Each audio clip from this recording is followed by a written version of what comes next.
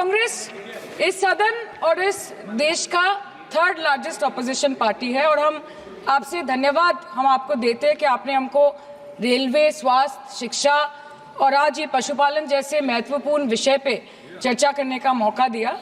लेकिन तृणमूल कांग्रेस आगे जाके देश के हर महत्वपूर्ण मुद्दे पे बात करेगा, चाहे वो चीन का अनैतिक रूप से इस देश में प्रवेश हो या वो 700 से ऊपर आंदोलन जीवी किसानों की माननीय सदस्य, आप पहली बार बोल रही हैं, मैं आपको हस्तक्षेप नहीं करना चाहता, लेकिन जिस अनुदानों की मांगों पर चर्चा सर अभी आ रहे सर नीट के घोटाले से लेके जीएसटी के बोझ तक, एयरपोर्ट की छत टूट जाने से लेके रेल पटरी से छूट जाने तक तृणमूल कांग्रेस के सदस्य, हर सांसद देश के हर गंभीर मुद्दे पर चर्चा करेंगे। बस यही आपको बोलना था। Respected sir, Mahamati Manush is the Magna Carta of the governance of West Bengal and our party, and I feel truly honored that today I have been given the opportunity to talk on a ministry which is intrinsic to the Mahamati Manush of the country. हमारे किसान अपनी मवेशी को, अपनी फसल को माँ की तरह पूछते हैं, जिस खेत में वो हल चलाते हैं उस जमीन को नमन करते हैं। But does this major sector get support from the government?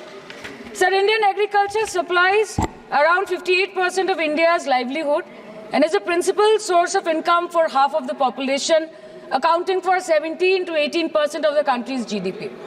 70% of India's rural poor depend on livestock and farm animals. But does this sector get what it deserves? इसका जवाब अगर आप देश के किसान से पूछेंगे तो वो आपको यही बात बोलेंगे कि चाय से शुरू हुई थी सरकार और गाय पे अटक गई और विकास की मौसी 10 साल में रास्ते में भटक गई। Sir, exorbitantly high cost of cattle and poultry feed under the mismanagement of this sector by the current government and wholesale fodder inflation hovering between 25% to 28.6% in the last 2 to 3 years, it is a 9-year high. Sir, किसान खुद क्या खाएंगे? अपने परिवार के लोगों का खिलाएंगे? अपनी गाय, भैंस, भेड़, बकरी को क्या खिलाएंगे? सर, ऐसे ही वारदात होते हैं जहां गरीबी से जूझता हुआ एक किसान उसको अपनी गाय, भेड़, बकरी को बेचने में मजबूर करते हैं और अंत में जाके वो अपनी खुद की जान ले लेते हैं। सर, पिछले 10 सालों में 1,12,000 किसानों ने इस देश में आत्महत्या की। एनसीआरबी की एक रिपोर्ट के अनुसार 10 साल में हर दिन इस देश में एवरेज में 30 किसान हर दिन अपनी जान ले लेते हैं। सर, इस देश के लोगों का यही है किस्सा कि जिसको जिताया वो राजा की तरह जाएगा और जिन्होंने जिताया वो फकीर की तरह। सर, ये बहुत गौरक्षा की भी बातें करते हैं। देश के लोगों को ये पता होना चाहिए that there is a fodder crisis in India and the union minister has himself stated in a written reply in Rajya Sabha that yes, the country is deficit in fodder. So it means that cows are dying without food in government-owned goshalas, especially the BJP-ruled state. 74,000 cattle had died at Panjrapols in Sundarnagar and Banaskantha district of Gujarat in the last 3 years. 200 cows were found dead in Madhya Pradesh's Shivpuri district. 173 cows allegedly died in a week in Chhattisgarh. And 74,016 cows had died in Hingonia Goshala in Jaipur during the previous BJP government in Rajasthan. तो sir, पहले खाना ही नहीं मिला, fodder crisis, फिर मिल भी जाए तो इतना महंगा कि किसान खरीद ही नहीं पा रहा है, फॉडर इन्फ्लेशन, और सर खाना मिल भी जाए तो पशुओं की बीमारी। उससे मुकाबला करने के लिए इस सरकार ने क्या किया?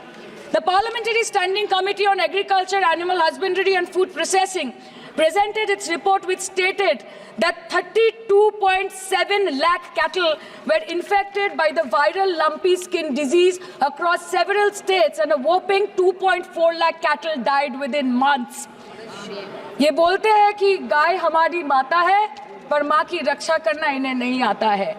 अध्यक्ष महोदय, हम सब जानते हैं कि इस मिनिस्ट्री के अंतर्गत डेयरी भी आता है और भारत इस पूरी दुनिया में दूध के उत्पादन में नंबर 1 है, contributing to almost 24.46% of global milk production. But since the government has not been able to bridge the gap between demand and supply, it has successfully turned the country from being the largest producer of milk to an importer of milk. In the last 10 years, due to the stagnation in milk production, the gains of white revolution has been systematically whitewashed. The dairy farmers are forced to throw buckets of milk on the highway protesting against meager remuneration for their produce. And the price of milk, on the other hand, has increased by a massive 55% in the past 10 years. It was rupees 36 per litre in 2014 and now rupees 56 per litre in 2024. When this government came to power, the first thing the milk producing companies regulated by it did was to increase the price of milk by rupees 2 per litre. This was their revenge on the people of India for not providing a majority to the BJP. Aam Aadmi ke doodh, छाछ, लस्सी, दही, पनीर पर 5% की GST, cream, condensed milk, मक्खन, घी पर 12% की GST और अमीरों के हीरो पर सिर्फ 1.5% की जीएसटी। सरकार उनको रिलीफ नहीं देती है जो विदेश में जाके मिल्क शेक और लाते की चुस्कियां लगाते हैं। ये सरकार उनको रिलीफ नहीं देती जो आम आदमी 2 पैकेट दूध खरीदने से पहले 10 बार सोचता है। सर, बचपन से हम सुनते आए थे कि संडे हो या मंडे रोज खाओ अंडे। India rank 2nd in egg production in the world. और अंडे का फंडा यही है सर कि भारत के बच्चों की किस्मत में महीने में एक अंडा नहीं मिलता। मिड डे मील के चलते हफ्ते में अगर एक आध अंडा मिल भी रहा था तो कहीं धर्म के नाम पे तो कहीं महंगाई के चलते उसे बंद करने की मांग उठ रही है। Sir, more than 50% children under the age of 5 suffer from chronic malnutrition in the country and roughly 17% children are underweight, and yet most BJP ruled states do not serve eggs in midday meal scheme. This is the example of Poshan Kal in India. Sir, अंत पे आते हैं मच्छी पे। आप लोगों को ज्यादा पसंद नहीं, पर हम क्या करें, हम तो माछे भाते बंगाली है, हमको तो बोलना ही पड़ेगा।